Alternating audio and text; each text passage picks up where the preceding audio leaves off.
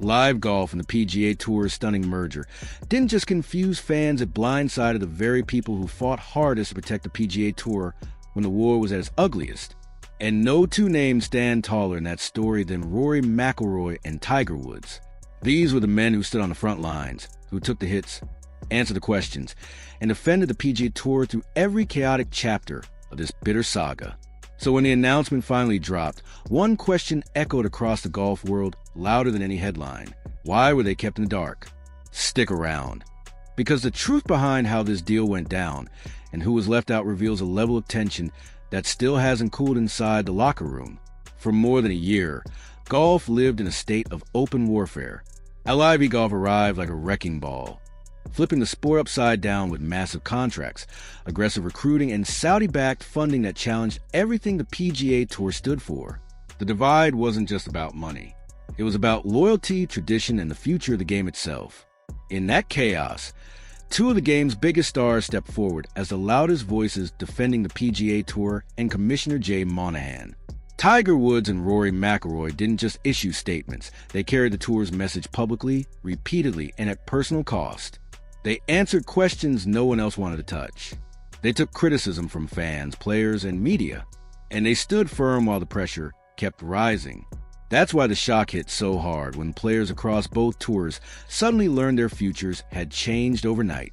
Imagine Tiger Woods starting his morning like any other coffee in hand, scrolling headlines only to realize the PGA Tour had just aligned itself with its biggest enemy.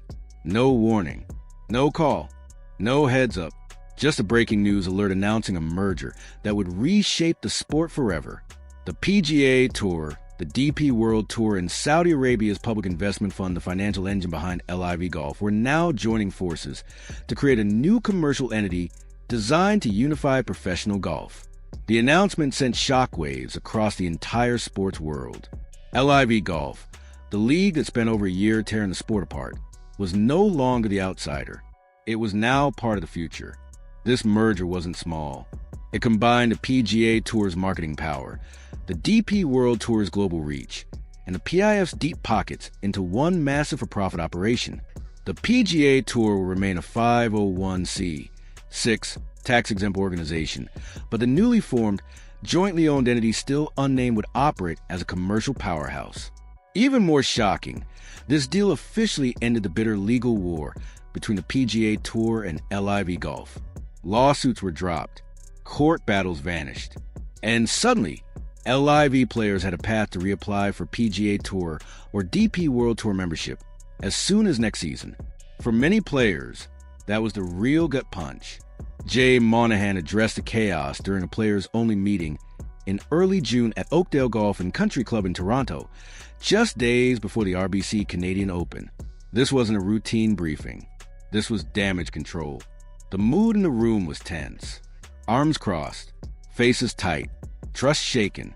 Players wanted answers not just about the deal itself, but about who knew what and when. Monahan admitted the secrecy hurt, but claimed it was the only way negotiations could survive without collapsing early. Behind the scenes, frustration was boiling over. Some players felt blindsided. Others felt outright betrayed. The message was clear. This merger was not built with transparency, and the silence surrounding it left scars that wouldn't fade overnight. Rory McIlroy didn't hide his frustration. His reaction said more than any polished press quote ever could. He had been one of the loudest defenders of the PGA Tour, publicly battling LIVGolf's influence, while absorbing relentless criticism. To find out this way through headlines felt like the rug being pulled out from under him. Tiger Woods, usually calm and controlled, was reportedly just as stunned. This deal flipped everything he had stood for during the fight, and it landed without even a courtesy phone call. For two players who carried the tour's shield when the pressure was highest, the silence spoke volumes. Now, the biggest question facing the PGA Tour isn't money or structure, it's trust. Players are weighing loyalty against opportunity. The lines that once fell firm are now blurring fast. With lawsuits gone, doors reopening, and money flowing freely, the power balance in golf has shifted dramatically. What began as an all-out war has turned into an uneasy alliance, and not everyone is comfortable with it. Monahan later revealed that discussions around the deal had been non-stop for 7 weeks. that included 4 face-to-face meetings, multiple video calls, and countless phone conversations behind closed doors. Yet players like 2-time major champions and other tour veterans learned about the agreement through social media. And yes, it later came out that TigerWoods and Rory McIlroy had no idea this was happening. That revelation raised eyebrows everywhere, and rightly so. These were the same 2 players who stood tall as hardcore PGA Tour defenders during the LIV showdown, even after jaw-dropping offers were placed on the table. Woods reportedly turned down a staggering $650 million package from the Saudi-backed fund. McIlroy rejected around $400 million to jump ship. They walked away from life-changing money. Not quietly, but while also carrying the PGA Tour's message, speaking out forcefully against LIV's aggressive expansion. So when the merger bomb dropped, it was impossible to ignore how thankless that loyalty suddenly looked. According to Monahan, players like Woods and McIlroy will be rewarded for their stance, but no one knows what that actually means. Words are easy. Actions are what matter now. Neither Woods nor McIlroy went deep publicly when the news first broke, but Rory eventually spoke up. He said he had stepped away from the debate and that the merger didn't change how he personally felt about LIVGolf. But the frustration was unmistakable. And they weren't alone. Several players voiced anger that the tour they backed defended and chose over personal profit had suddenly opened the door to billions in Saudi money. No matter which side you're on, defending the PGA Tour's handling of this moment isn't easy. This deal now allows LIV players to return to traditional tours already stacked with talent, and that doesn't sit right with many inside the locker room. Monahan himself admitted the players' meeting was tense and explosive. Criticism followed fast.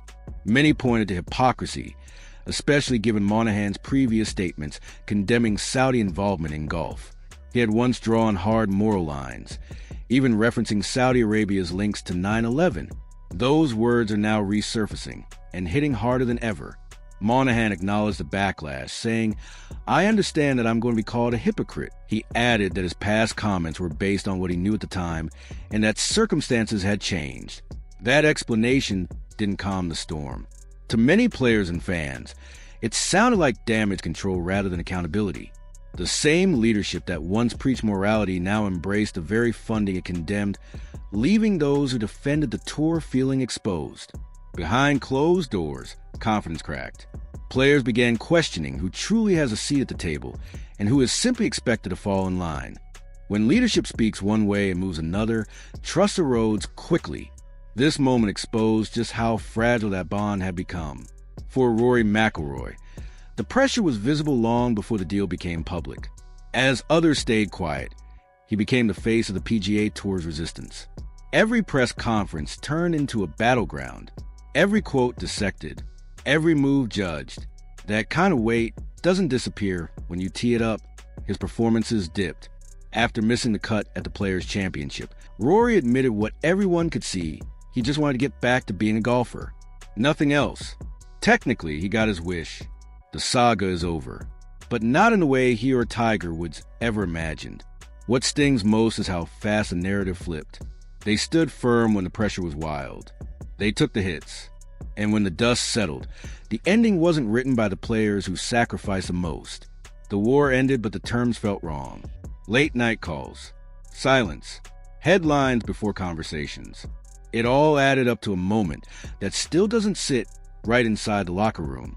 Now the tour moves forward, but the memory of being blindsided won't fade anytime soon. Players are rethinking loyalty, influence, and who really gets heard when deals are done at the top. Trust isn't rebuilt through press releases. It's rebuilt through action. Every future decision will now be viewed through this lens. Who's in the loop? Who's left guessing? And who's expected to simply accept the outcome? For Rory McIlroy and TigerWoods, the focus returns to golf, but the scar remains. They defended the shield when others stayed quiet. They chose principle over payday. And that sacrifice wasn't small. The saga may be closing, but the lessons will echo for years. And whether the PGA Tour fully owns that truth or not, players and fans won't forget how this all unfolded. Golf has changed forever, and the fallout from this deal is far from over.